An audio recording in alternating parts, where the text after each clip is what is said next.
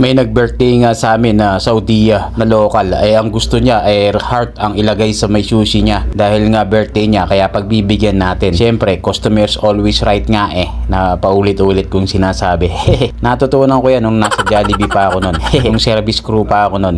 At may kasama nga pong gyoza yan at saka noodles, at si Tropa Ruben na nga ang nagawa nun. At may lettering din po yan na happy birthday. Gagawa nga yung manager ko dun sa kabilang table. At siya na nga ang pinag-lettering ko para sabay-sabay kaming matapos. Ayan, at pagkatapos kong ang gawin yung sushi heart na yan, siserve na rin po ng aming kahera po na Saudi yan. At nasundan pa nga ulit kami ng mga order dito ni Tropa Ruben. Kaya pinag-back up ko muna siya ng pinag-back up ng mga shrimp at saka po breaded salmon para tuloy-tuloy ang aking gawaan. Dahil nga nagkatuloy-tuloy yung aming order, kaya tuloy-tuloy din ang preparing.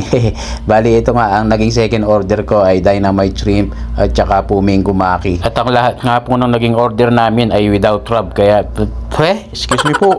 At pagkatapos nga ni Tropa Ruben ipag-prepare ako ng mga shrimp at saka breaded salmon, ay pinagluto ko na sa kanya ang noodles dahil nga itong kasama na ng tatlong mix uramaki na order ng pangatlong customer namin, may kasamang noodles, kaya siya na pinagluto ko. At habang ako naman nagawa nitong mango maki with shrimp at crispy California at dynamite shrimp, at lahat nga po ito ay without crab, paulit-ulit. Kaya ito sabay na namin ginagawa para sabay din po kaming matapos sa aming mga orders.